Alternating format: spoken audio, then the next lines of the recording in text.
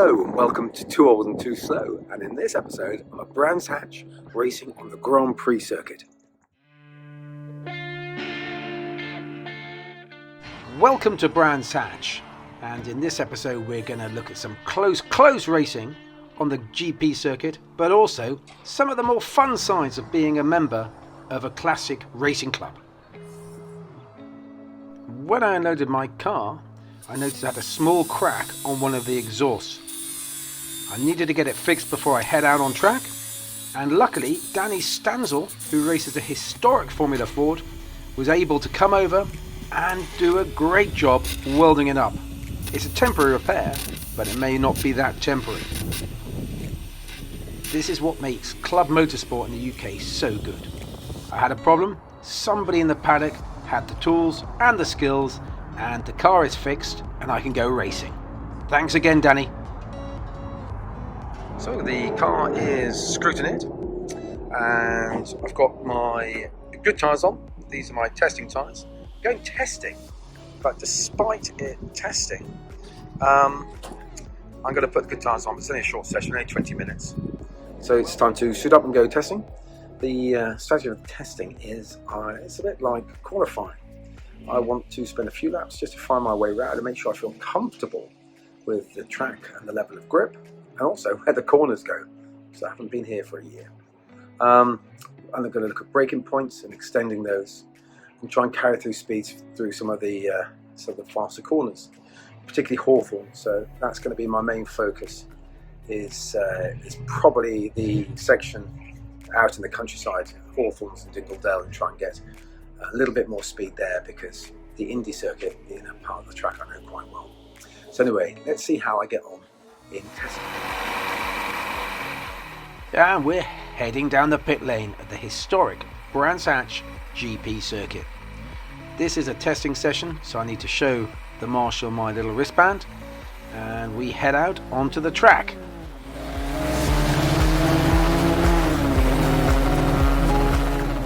We are incredibly lucky to have an opportunity to test on the Grand Prix track. That's really unheard of. So this gives me a chance to put the car through its paces and familiarise myself with the layout of the track, and also just do stuff like test the cameras, make sure the cameras are working as they should.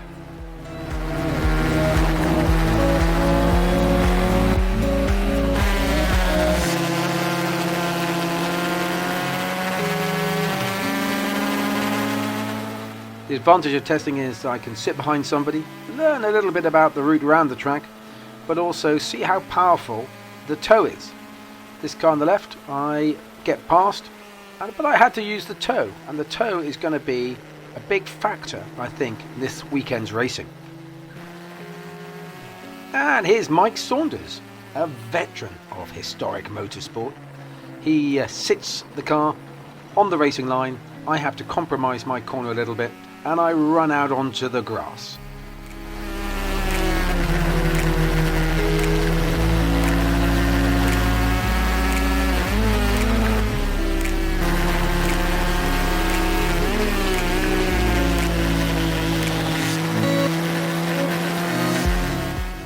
I glance at my mirrors and I see the white car of Stuart Kestenbaum.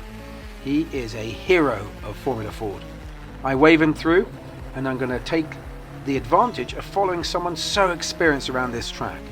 I'm going to take a free lesson from Stuart.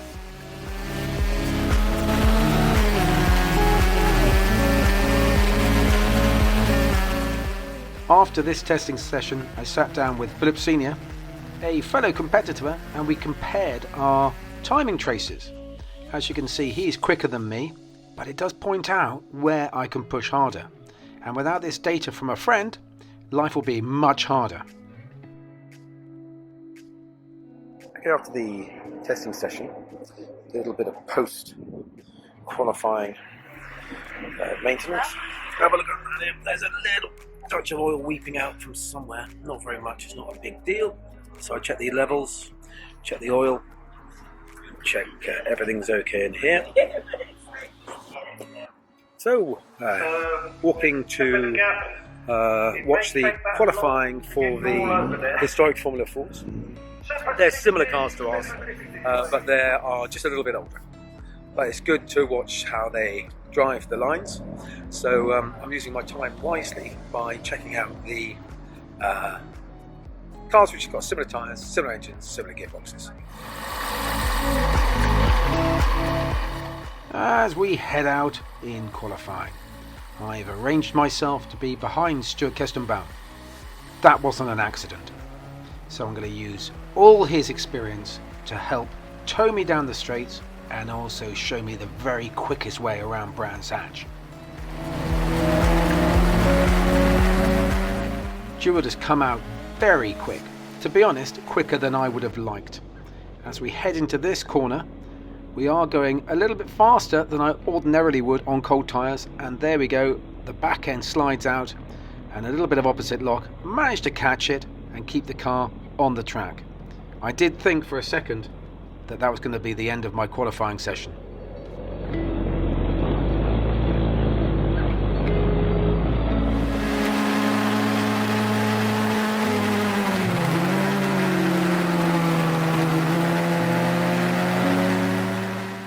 Stuart really is charging. I'm slightly struggling to keep up with him, but if I keep concentrating and focused on the lines I'm driving, I hopefully will be able to stick with him and, more importantly, get close enough to him down the long straights that I can use the aerodynamic tow.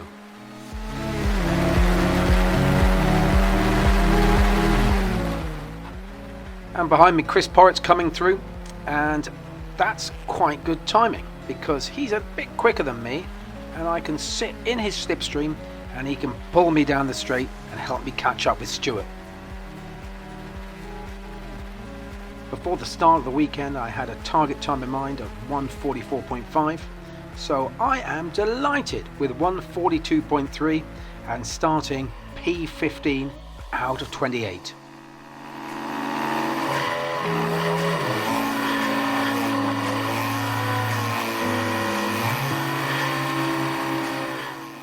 I'm just looking for a clean start, not too much wheel spin and not allowing the car to bog down, and we're off.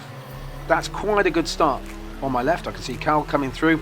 He had a strong start, and Chris Porrett has got problems and dropped back. So it's always going to be a tough fight around the first corner, and no one wants to come off here. So it's going to be a little bit of respectful racing. I'm going to try and dive up the inside on Cal and see if I can get round, but he's got quite a good line, lots of grip out there, and he's going to power through.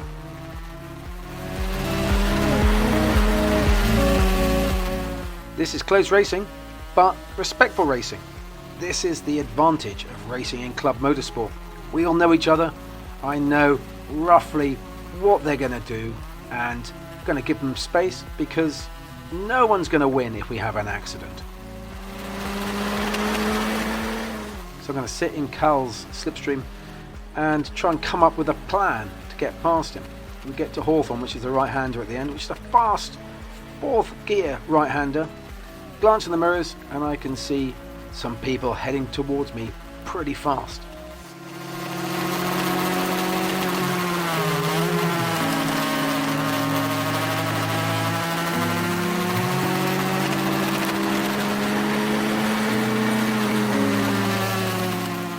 The cars in front are pretty bunched up and trying to find a way past each other.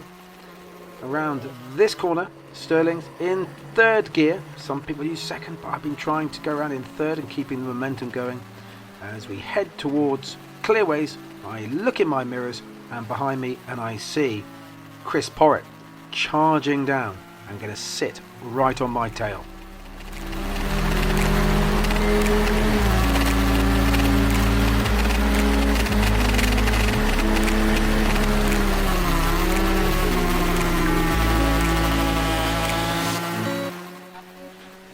These cars are right on the edge of mechanical grip. You think you can go around a corner on the inside, but all it takes is for you to lose the back end or a little bit of understeer and you'll be off the track. So you need to pick your overtake very carefully.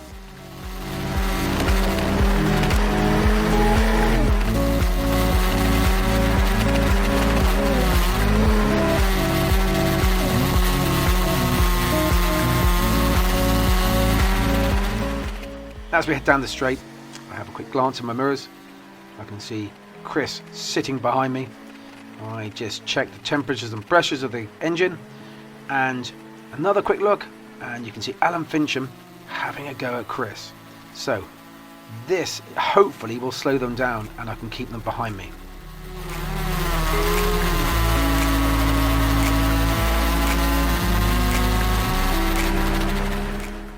As we head down Dingledale, Chris comes out the slipstream and nips past me. That's a disappointment, but I'm going to sit on his tail and see if I can get the position back.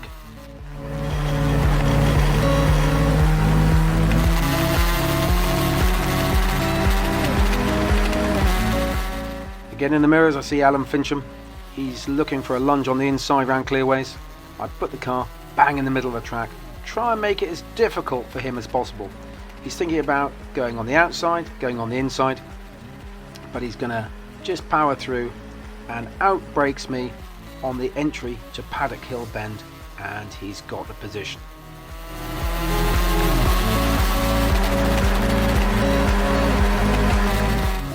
Despite losing a couple of places, I really need to keep the focus, keep just driving nice tidy lines. The guys in front aren't getting away, and I sit in the slipstream behind Chris. Chris has already been taken by Alan, and I drive past Chris on the straight. I think there's something not well with his car, because he's a lot faster driver than that, and he wouldn't let me go that easily.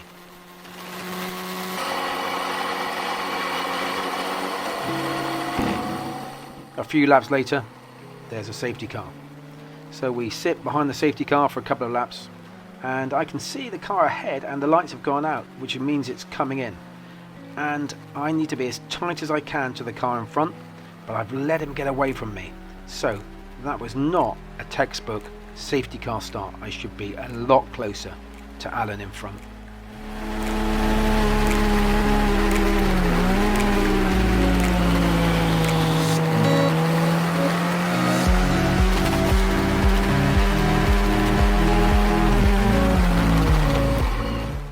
I've managed to catch up quite nicely around Druids, and my plan is to sit as close as I can to him through the next 3 corners, and then try and use the slipstream down the main straight and try and overtake him before we go into Hawthorns at the end of the straight.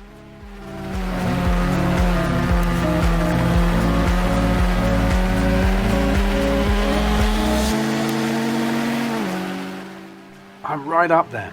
I just hope that I can use the toe and try and maybe lunge on the inside, but there's cars in front are causing a little bit of chaos. I'm slightly offline, and that compromises my line through Hawthorns.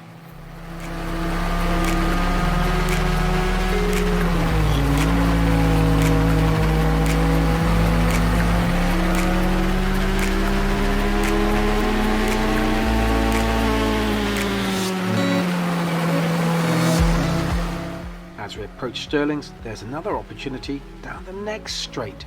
I can try and do a manoeuvre similar to what Alan did on me, but the yellow flags are out, and on the left hand side I can see my teammate and friend Phil Senior. His car is in the wall. Having a look where the car is and the time it is, it looks like it's going to be red flagged. I'm a bit anxious because Phil's a mate of mine and I really hope he's okay. Thankfully, they got him out of the car. He's a little bruised but fine, and I finished P13 with a fastest lap of 1:42.4. And this is Phil's car. It's not as bad as it looks. It's had a bit of a whack, a couple of corners are broken, and it'll be repairable, and you'll see that car out in 3 weeks' time. Luckily, Phil was able to join us in the evening.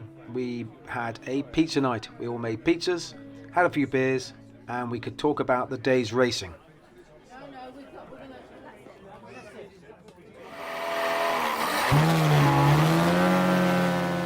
After a good night's sleep, we get up and we're at 10:30 in the morning for race 2.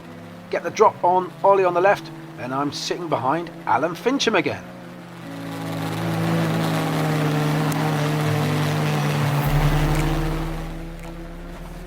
Ollie is a fearsome competitor and he's stuffed the car on the outside. I'm looking for the inside, and there's Chris Porritt again. I definitely don't want to let him past, but around Graham Hill Bend I give him enough room to come through if he wants, because no one wins if we have an accident.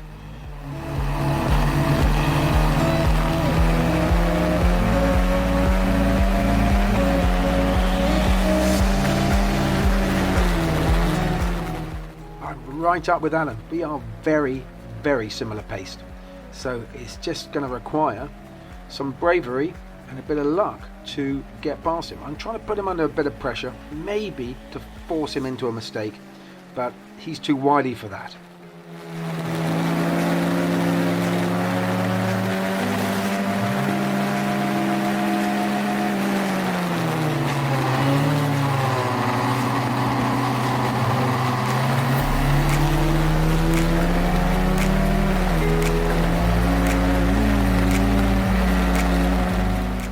So plan's the same. I'm going to try and keep up as close as I can to him down the straight, and what I want to do is go on the inside, so I feign to the left to try and get him to come across and cover, and then my plan is to dive down the inside, but as soon as I pull out the slipstream I hit a wall of air. Glance in the mirrors, and who do I see behind me? Yeah, Mr. Chris Porritt. Through, and I glance in my mirrors and I see Irish racer Mark McKenna go through in his Crosley 35F.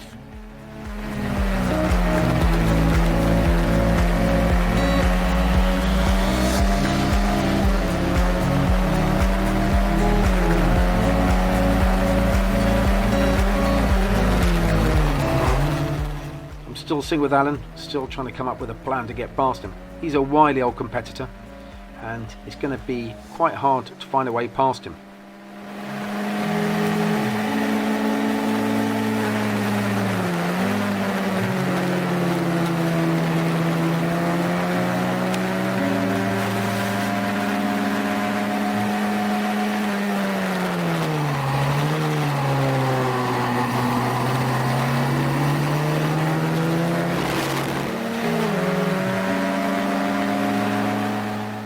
Cars in front are battling, and Alan demonstrates how I should do it. Pulls out the slipstream, goes round Hawthorne past Chris, and that's what I've been trying to do for the last 8 or 9 laps. So Chris is going to try and come back on him. He's not going to let that go, and he's going to really push hard to try and find a way past him. Alan puts the car in the middle of the track, makes life hard for him, but Chris elbows his way through and takes the place back.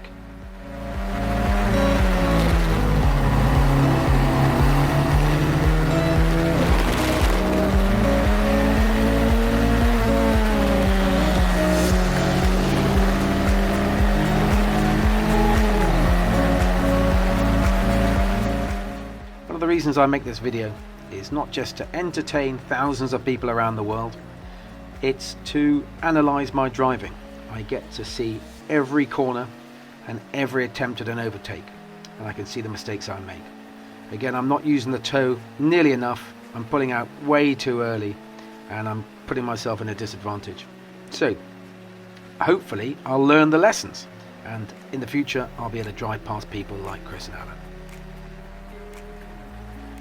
We've had the last lap board, so everybody's pushing as hard as they dare. I can feel the tyres are slightly starting to go off, they're overheating a wee bit and sliding more than I'd like. There's dust on the right, I look in the mirrors and I can see Ollie is taking an unconventional route around that corner. It's an overtake, I'd rather do it on track, but I'll take the place.